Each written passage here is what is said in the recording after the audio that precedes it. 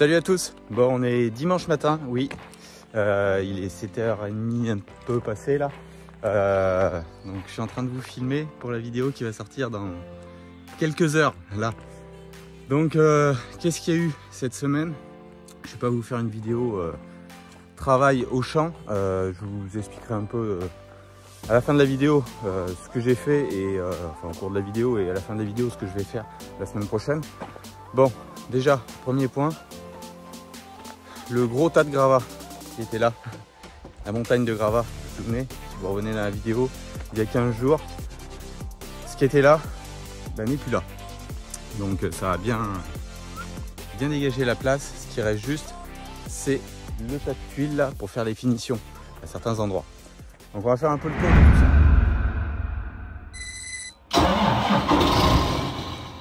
Alors tout ce qui était gravat que j'avais rentré, il y avait différentes catégories de gravats. Il y avait plus des bétons avec ferraille ici propre, plus du pisé avec de la pierre de taille ou des pierres à chaud qui étaient plus sur le fond là et diverses choses, du plâtre.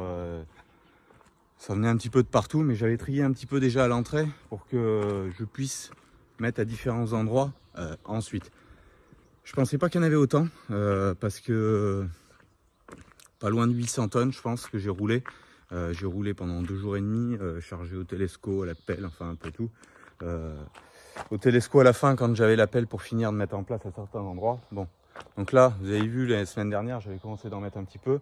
Là, j'en ai remis beaucoup plus pour revenir à niveau. Partout, il y aura de la tuile pour boucher encore certains trous, que je roulerai après. Et une couche de 0,315 ou équivalent en propreté dessus. Donc voilà un peu ce que ça donne. Ici à certains endroits là j'ai encore quelques ferrailles à enlever. J'en ai enlevé beaucoup devant l'autre bâtiment mais vous verrez après. Donc ça c'est nivelé pour une des entrées du bâtiment. Alors je l'ai pas mis au bord là parce que là je vais avoir encore tout ce qui est caniveau à sortir. Et j'en ai pas mis jusqu'à l'entrée parce que là je mettrai du 0,315 pur. Comme va falloir que je creuse pour poser le caniveau. Sauf que avant, il faut qu'on remblaye sous ce bâtiment et l'entreprise, ben, je ne savais pas trop en timing, il va venir dans la semaine. Bon, je préfère avoir fait comme ça, ben, l'accès au bâtiment va être fait, propre. Ils pourront travailler à l'intérieur et d'aventure, si ça pleut la semaine, fin de semaine, ça va pleuvoir. Bon, j'ai pas mal d'occupations, mais ça pourrait travailler à l'intérieur des bâtiments, justement. Donc, tout ce qui est tranché avait été avancé de reboucher, mais je vais vous faire voir après. Ça, l'autre entrée, pareil. Donc là, vous avez vu au drone aussi. Je vous mettrai quelques images.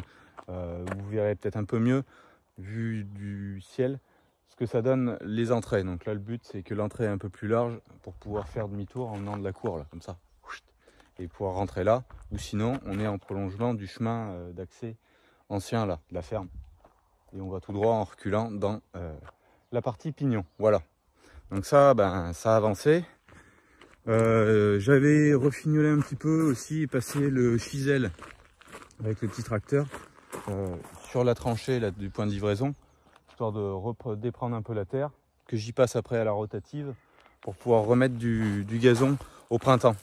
Même chose là-bas, hein, où il y avait les gravats, bah, j'y déprendrai, mais je veux finir tout ce qui est tuiles avant, et comme ça j'y reprends tout et je sèmerai tout en pelouse d'un coup, ça sera plus propre. Ça va prendre un petit peu mieux tournure quand même. Là, je vais écraser un peu là. J'ai commencé de taper un peu dans ce tas là qui me restait là pour fignoler. J'ai fermé mes regards. Voilà. Là, pareil. Toute la descente au bâtiment, mais je l'ai repris au chisel. Donc ça avance un peu.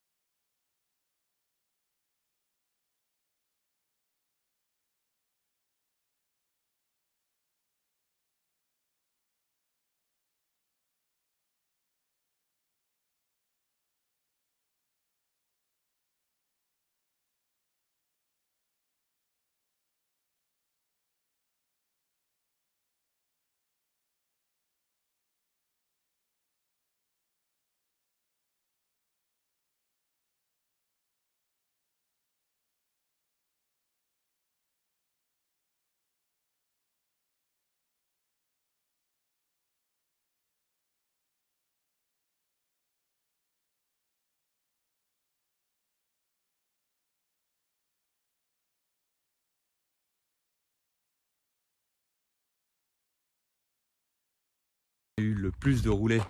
Donc toute la plateforme là, que j'avais décaissée, que j'avais mis en merlon de terre là-bas. Donc ça, j'ai tout remblayé. Donc vous voyez, remblayé, il y avait des gros blocs, donc je les ai cassés avec le godet. Les gros blocs, j'ai roulé avec le train de chaîne partout. Pour reniveler tout ça, maintenant, voilà, c'est peut-être pas très visuel à la caméra, il y a des petits trous comme là. Le problème, c'est qu'on peut pas reniveler plus, sinon je ressors des blocs et ça refait un trou, et alors ainsi de suite, on n'en finit jamais. Donc j'y laisse comme ça. Ce que je vais faire, c'est remblayer ces trous-là, petite dénivellation, je sais pas si on la voit ici, là, par exemple, avec un demi-godet, un quart de godet de tuile, et puis bien replaquer, ça va bien mailler. Arranger un peu la finition là. J'ai l'entrée ici pour mettre un petit tableau électrique avec de l'éclairage dans ce bâtiment, plus une prise de 120, parce que là je ne vais pas faire d'atelier sous ce bâtiment, mais c'est histoire d'avoir quelque chose d'aplomb, qu'on puisse y voir clair. Ça, et puis tout ce qui était, on va dire, moins joli de gravat, plus terreux, plus du pisé, où je voulais pas mettre ça dehors, parce que là j'ai mis vraiment du gravat propre, sec, béton, hein, vous voyez. Donc tout ça, je l'ai mis sous le bâtiment. Là, c'est pareil, il y aura une couche de 0,315 pour finir d'arriver au niveau. Mais je ne sais pas si vous vous souvenez, à l'autre bout, là, il y avait une grosse marche à faire. Il y avait 80 cm. Là, il n'y a plus rien. Donc, c'est été nivelé. Le seul truc, c'est qu'il m'en manque ici, là. Mais rien, parce que j'ai avec les tuiles assez. Donc, en fait, c'était pas fait exprès, mais j'avais déjà rentré ce qu'il me fallait en matériaux pour reniveler tous les bâtiments. Alors, le but là, vous voyez, je ne sais pas si vous en rendez compte, c'est je suis allé jusque là. Là, j'ai encore quelques pierres empilées juste ici. Il n'y a vraiment que la ferme de 12 mètres. Là, il y en a... il n'y a même pas 10 mètres là. Il y a 80 mètres carrés là à peu près à finir de remblayer. Il n'y en a pas épais à mettre là, donc ça va aller assez vite. Mais c'est que je vais leur piquer des quelques gros là pour les mettre à ras du bardage. Le but, c'est que je sois à moins 15 cm de la lisse ici, là, avec la couche propre, que le jour où je vais faire une dalle, voilà, je suis prêt, j'aurai juste à couler dessus. Donc ça a été avancé. Ça m'a occupé pas... avec Antoine, on y a passé une journée, là, à empiler, à niveler et tout. Et puis bon, il faut faire attention avec le bras de la pelle sous l'hangar. Il faut un peu jongler, casser le bras, enfin bon. Ça c'est fait, faut pas se brusquer, mais ça s'est fait. Plutôt pas si mal que ça. Après, j'ai roulé avec le train de chaîne pareil. Ce qui donne ce résultat, hein, vous voyez, ça écrasait bien. Et ça a nivelé un peu tout ça. Toute la partie avant, c'était un peu plus simple. Dans les poteaux, on sait qu'il y a le matériel. Dans les poteaux, toute la partie arrière là, des poteaux, c'était un peu plus compliqué. Alors là, vous voyez, là c'est pareil, il faudrait que je remette un peu plus de tuiles. Un trou là, un trou là. Parce que là, j'avais essayé de trier, de mettre les gros vraiment dans la partie qui avait 80 cm à remblayer. Et là, il y a des endroits, il y avait 10, 15. Donc là, forcément, quand vous avez une pierre de 30 cm, c'est un peu plus compliqué. Mais j'avais essayé de trier un peu tout ça. Mais voilà, là, c'est plus marqué.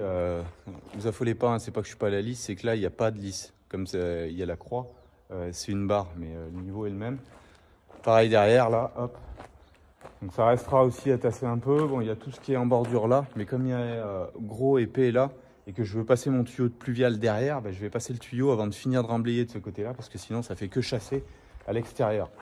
Mais là, j'ai mis vraiment des gros blocs. C'est ici, là, on était à moins 80. Et là, on se retrouve à niveau.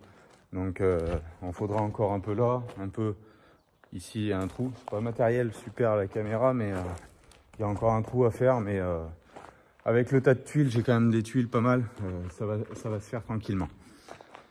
Et après, voilà, couche de propreté dessus. Ce que je vous dis, hein, mais franchement, avec la pelle, ça a vraiment, avec les chenilles, cassé toutes les petites pierres et tout. Mais si je recrase à peine dessous, ça m'arrive de sortir une pierre qui fait 30-40 cm de diamètre et boum, ça refait un trou. Donc, il y a un moment, il faut savoir s'arrêter là, quand c'est pas trop mal, et finir avec du caillou plus fin pour vraiment niveler tout.